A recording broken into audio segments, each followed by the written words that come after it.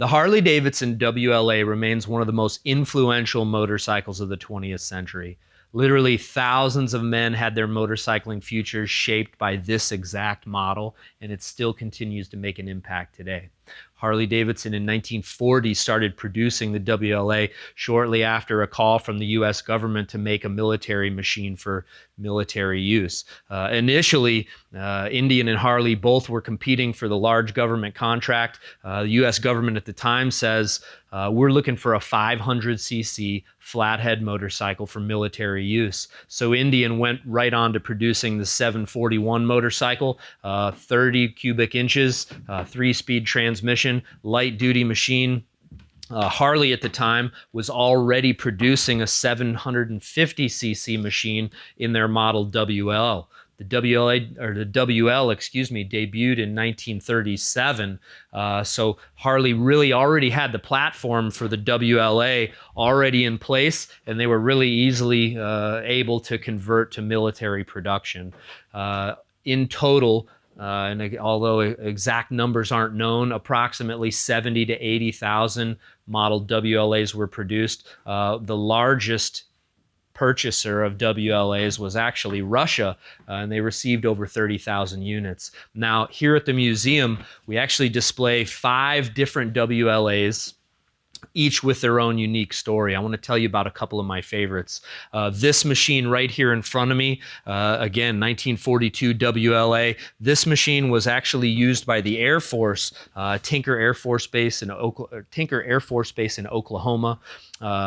Little is known about Navy and Air Force uses for WLAs. Commonly seen the olive drab with the star on the gas tank, built for the Army. An unknown amount were built for Navy and built for Air Force. If you guys remember on an episode of What's in the Barn, my dad and I actually dug up 2 of these in Arkansas and actually had them running in no time. So original paint, white paint. This one's even still got the decommission tag on the motorcycle from when it was decommissioned in 1961. Another of my favorites is my dad's old 1942 original paint Type 1 WLA. Now again, they made 80,000 of these motorcycles or so, and so there were running changes, and they've kind of divided them into different types, Type 1s, Type 2s, Type 3s, which are all just kind of recognized by the different parts they use, whether it's a round air cleaner, a square air cleaner. And believe it or not, the WLA fanatics can tell you every detail of these bikes and really can identify an early one from a late one really in the blink of an eye. This machine, another of our favorites here at the museum, this bike was owned by Mr. Frank Nagy. He was a World War II veteran and actually brought this motorcycle back from Europe in pieces and put it all back together and rode it here in the United States for many years. So Frank rode the bike until he was really unable to start the machine and unable to ride the machine anymore. At that point, he took the motorcycle apart, restored it, put it all back together, really in like new condition. And just a few years ago, he donated the motorcycle to Wheels Through Time. So incredibly proud to have this machine here at the museum. It's one we start for visitors almost every day, and we're going to fire it up here for you shortly. Again, the WLAs started with the WL platform, so 750cc side valve engine, electric ignition, so your distributors here, battery sets down low, 3-speed transmission. These bikes were painted almost entirely olive drab. Now, in 1940, Harley debuted the 16-inch wheel, provided for a little bit smoother of a ride as roads got smoother. The 16-inch wheel was just a little bit cushier of a setup. The 18s here, Harley-Davidson WLAs, stayed with the 18s, a little bit more maneuverable, a lot more agile of a motorcycle with those big, tall, skinnier wheels. More details on the WLA blackout equipment. So these machines were actually set up with special lighting. You see right here on the front, right over hanging off the fork here. And additionally, in the rear of the bike, the 2 tail lights are also both blackout tail lights. So really provided significantly less light or less visibility for these machines when they were driving in the dark. Now, this bike's equipped with the saddlebags, numerous tools in the tool bag, original tools, tire pump, machine gun scabbard, shovel. This thing is right off the battlefield.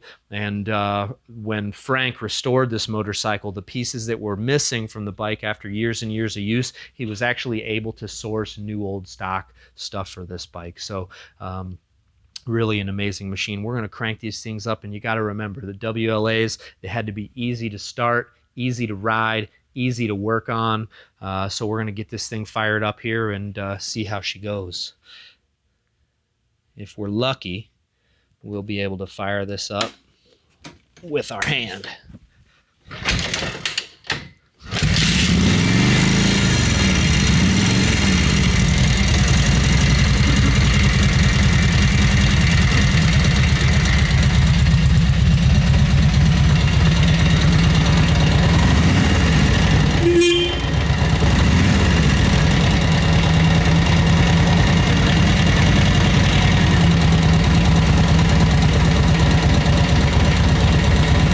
Check this out, Steve, you're gonna dig this.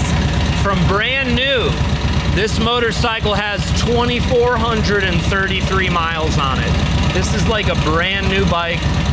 Glancing over it, you can see it shows virtually no signs of wear, and just a perfect example.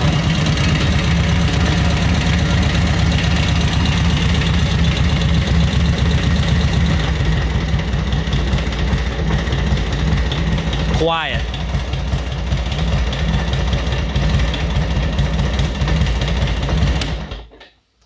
What a machine. 1942 Harley-Davidson WLA, guys. Thanks for tuning in on our drive for history. This week, we're highlighting military machines and firing up all sorts of rare stuff for you guys and sharing the history right here at Wheels Through Time. If you're digging what you see on the drive, make sure you check out wheelsthroughtime.com/donate. Help fuel the museum that runs and make a contribution today. Thanks.